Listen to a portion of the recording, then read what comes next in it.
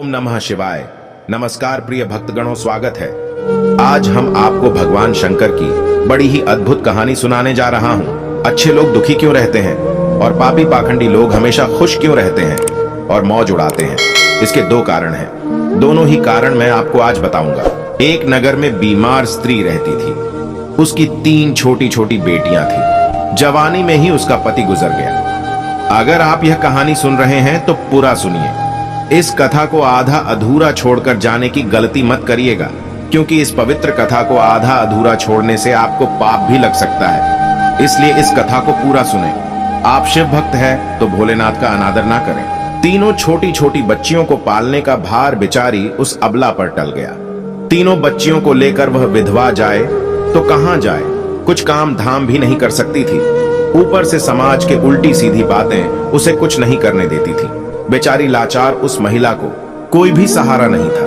वह अपने पति को याद करके उन बच्चियों को जैसे तैसे पाल रही थी। पति के गम में बीमार पड़ गई। उसे उन बच्चियों की चिंता थी, किस तरीके से इनका पालन पोषण होगा। उन्हीं बातों को सोच सोच कर एक दिन उसकी तबीयत और ज्यादा बिगड़ गई और उनका अंतिम समय भी निकट आ गया। धर्मराज का एक दूत उस विधवा स्त्री के प्राण लेने धरती पर आया, लेकिन वहां का नजारा देखकर वह दुविधा में पड़ गया। उसने देखा महिला जमीन पर पड़ी हुई है और उसके आगे पीछे कोई भी नहीं। सिर्फ उसकी 3 बेटियां उसके ऊपर सिर रखकर पड़ी हुई हैं और रोए जा रही हैं। यह देखकर उसको दया आ गई और वह बच्चियां अपनी मां को रो रो कर जगा रही थी। फिर दूत ने सोचा कि इनका पिता तो पहले ही मर चुका है। अगर मैं इसी स्त्री के प्राण लेकर गया तो ये बच्चियां किसके सहारे रहेगी? कौन इनका पालन पोषण करेगा? यह सोचकर वह देवदूत उस स्त्री के प्राण लिए बिना ही लौट गया। धर्मराज कहते हैं, तुम तो उस स्त्री के प्राण लेने गए थे, फिर खाली हाथ कैसे आए? तब देवदूत कहता है, हे स्वामी, मेरी गलतियों को क्षमा करना। मैं चाहकर भी उस स्त्री के प्राण नहीं ला पाया। अगर मेरी जगह आप होते तो शायद आप भी खाली हाथ ही लौट कर आते। मैं उस महिला की बच्चियों का दुख नहीं देख पाया। वो रो रही थी, अपनी मां को जगा रही थी। उन्हें वहां देखने वाला और भी कोई नहीं था। यदि मैं उस महिला को लेकर आता तो उन बच्चियों को कौन देखता, उनका पालन पोषण कौन करता? पृथ्वी लोक के मनुष्य तो इतने स्वार्थी हो गए हैं कि बिना ही मतलब के कोई किसी का सहारा भी नहीं बनता। यदि कोई मदद करता भी है तो बदले में उम्मीद करता है, या फिर उसे अपने एहसान के नीचे जीवन भर दबाकर रखना चाहता है। देवदूत कहता है कि स्वामी, उस महिला को थोड़ा और समय दिया जाए ताकि वह अपनी बच्चियों को पाल पोस कर बड़ा कर सके। देवदूत की बात सुनकर धर्मराज उसे डांटते हुए कहे, अरे मूर्ख, ईश्वर की बनाई गई सृष्टि में न कोई एक क्षण घटा सकता है। उसकी मर्जी के बिना न उसे जीवन दे सकते हैं और न समय से पहले मार सकते हैं। ईश्वर जो करता है सबके साथ अच्छा ही करता है। तुम कौन होते हो? विधाता के नियम को बदलने वाले। तुमने उस महिला को न लाकर ईश्वर के नियमों का उल्लंघन किया है। तुमने बहुत बड़ा अपराध कर दिया है, इसीलिए इसका परिणाम तुम्हें भोगना ही पड़ेगा। जिस पृथ्वी के मनुष्य से तुम्हारी ममता है, उस पृथ्वी पर मनुष्य बनकर अपना पाप भोगो। देवदूत कहता है कि हे स्वामी, धरती लोक से मेरा उद्धार कब होगा और कैसे होगा? धर्मराज कहता है, धरती पर जाकर तुम अपनी मूर्खता पर 3 बार खिलखिलाकर हंस लोगे, उस समय ही तुम्हारा उद्धार हो जाएगा। इतना कहकर धर्मराज ने उस देवदूत को धरती पर धकेल दिया और धरती पर मनुष्य शरीर में आ चुका था। उसके शरीर पर वस्त्र नहीं थे।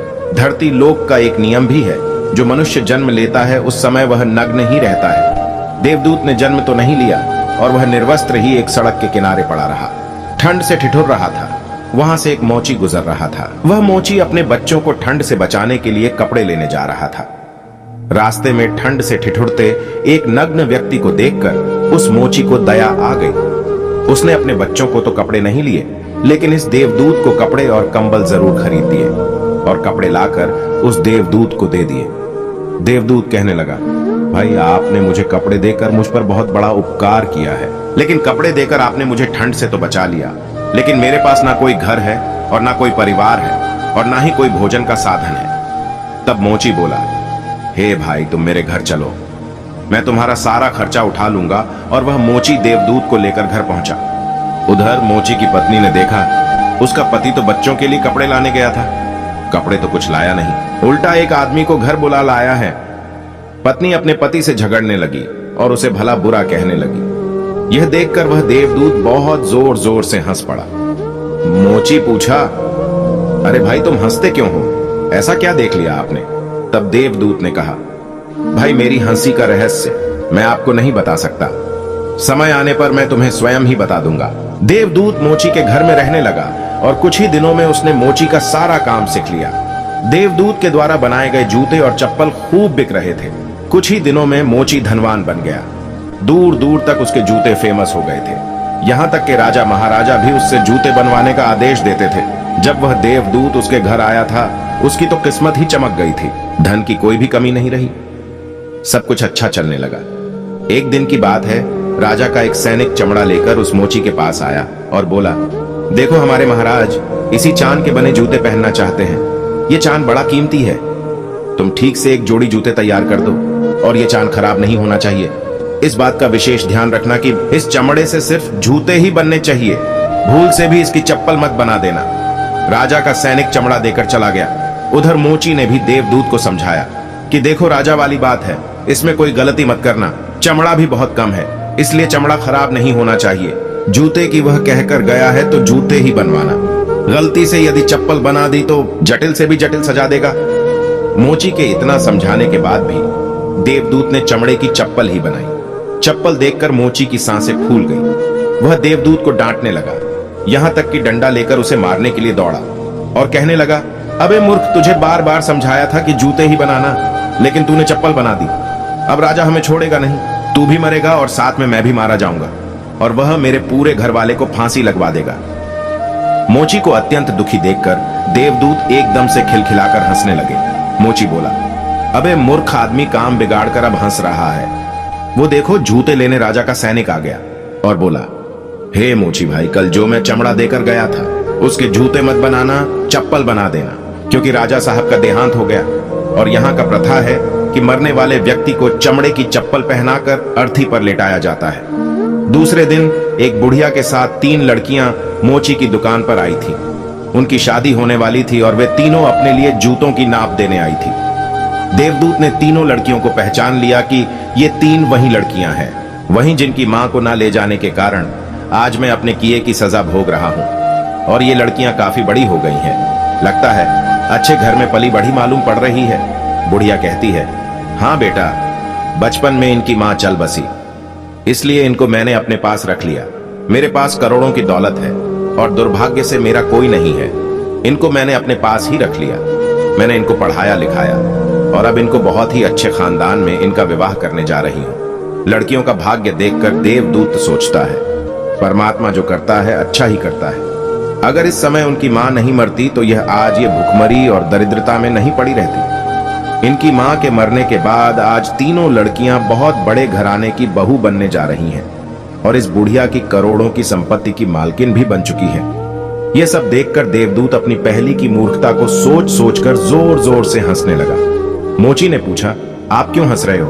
अपनी हंसी का कारण बताओ। देवदूत मोची से कहता है, मैं एक देवदूत हूं और अभी जो यह तीनों लड़कियां जूते की नाप देकर गई हैं, इनकी माता को मैंने लेने आया था, लेकिन उस समय ये तीनों छोटी छोटी थी और इन पर तरस खाकर मैं इनकी मां को नहीं ले गया और इनके पिता का पहले से ही निधन हो चुका था। इस कारण मुझे धर्मराज ने श्राप देकर धरती पर भेज दिया। मैं बिना कपड़े के एक सड़क के किनारे पड़ा था। तब तुम मुझे अपने घर ले आए। उस समय तुम्हारी पत्नी तुमसे खूब लड़ी थी क्योंकि तुमने अपने बच्चों के कपड़े के पैसे से मेरे लिए कंबल और कपड़े खरीद लिए थे। तब मैं पहली बार तुम्हारी पत्नी की मूर्खता को देखकर खूब हंसा था, क्योंकि तुम्हारी पत्नी उस लाभ को नहीं देख पा रही थी जो मेरे आने से तुम्हारे घर में होने वाला था।